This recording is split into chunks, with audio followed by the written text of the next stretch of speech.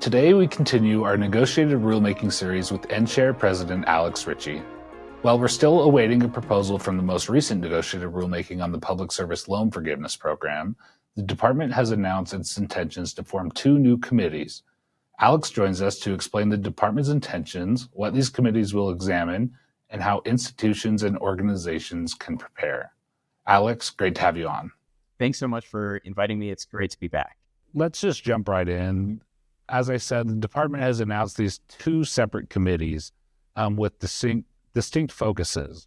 Can you tell us about the first of these committees, called the Reimagining and Improving Student Education, or RISE Committee? Well, first of all, you have to give credit to the department for coming up with very creative acronyms for these committees. So the RISE Committee, the first one that you mentioned, is going to focus exclusively or almost exclusively on all of the federal student loan changes that Congress passed and the president signed in the One Big Beautiful Bill Act, which is now law.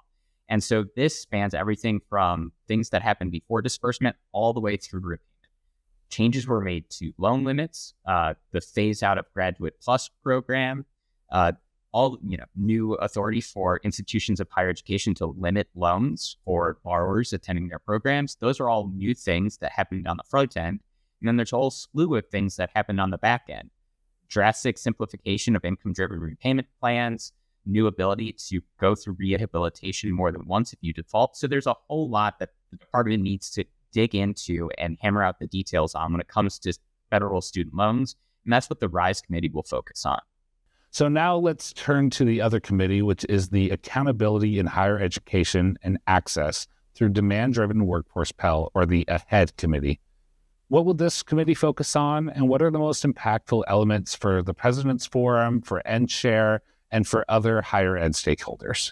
The AHEAD Committee will focus on all of the other Higher Education Act changes that the One Big Beautiful Bill Act made. And so, as the acronym suggests, one of the big things that AHEAD will cover will be Workforce Pell. This is going to be the first time that programs that are fewer than 600 clock hours in between 8 and 15 weeks can have their students be eligible for Pell.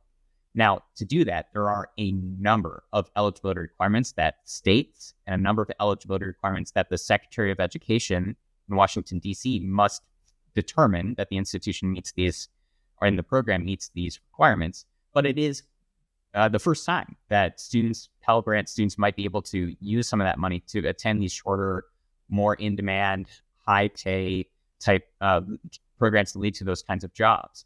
But there's going to be a lot of details that the secretary needs to regulate on in that program. The other big change that the AHEAD Committee will really focus on is the new programmatic earnings accountability metric. Previously, institutions of higher education were held accountable for cohorts of their borrowers if they had high default rates. This OBBBA or O3B law institutes a new programmatic earnings accountability. So CDR, cohort default rates, still are applicable. And now institutions must also have cohorts of students earn at a certain threshold. And if they don't, they might be booted out of the federal student loan program. And so that's going to be an enormous focus of the AHEAD Committee, trying to figure out certain definitions and how to put what Congress instituted into practice.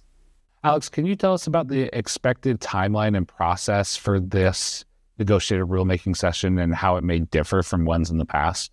It's going to differ enormously, not just from the most recent negotiated rulemaking that the department went through, but from a number of the past negotiated rulemakings, in that this is the first time in a really significant way Congress has amended the Higher Education Act. And so while previous rulemakings have been overturning regulations or fine-tuning regulations from previous administrations without Congress weighing in one way or the other, this is the first time where this is a negotiated rulemaking in response to a congressional law or to a law signed by the president. And because of that, it's not going to be quite as rapid as the first one. So historically, previous to this administration, negotiated rulemakings were convened, the committee was convened for a week in 3 consecutive months.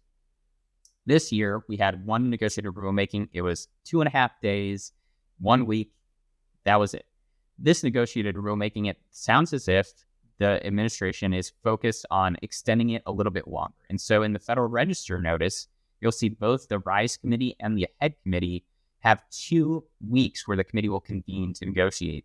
So the RISE committee will meet in the last week of September, first week in October, and another week in November.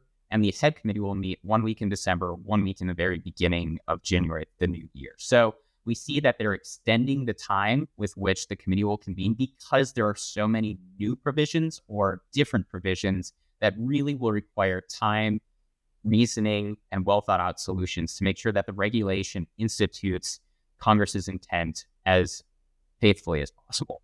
Yeah, that makes a lot of sense how that would differ as the department is now trying to implement law that has recently been passed. Both NChair and the President's Forum will be very engaged and interested in this negotiated rulemaking session. It's important to note for all listening that both written comments and nominations for negotiators are due by August 25th.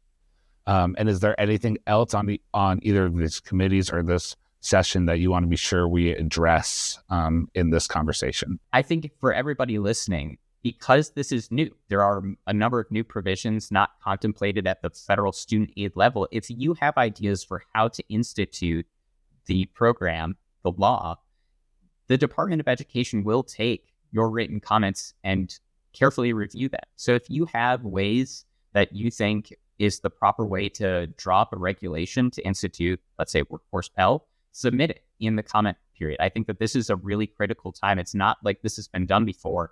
And the more examples, the more well thought out ideas the department has at their disposal, the better the final regulation would be. And so I encourage everybody listening to take the time and submit your proposals, ideas. And if you want to serve on the committee, do that as well, because we need really well thought out and responsible people at that table to get this done right. I think that wraps up our conversation today. Thanks, Alex, as always, for joining us. We really appreciate your insights. Thanks, Cam. Always a pleasure. For our listeners, you can keep up with all of the latest higher ed policy developments at presidentsforum.org or on the President's Forum LinkedIn page.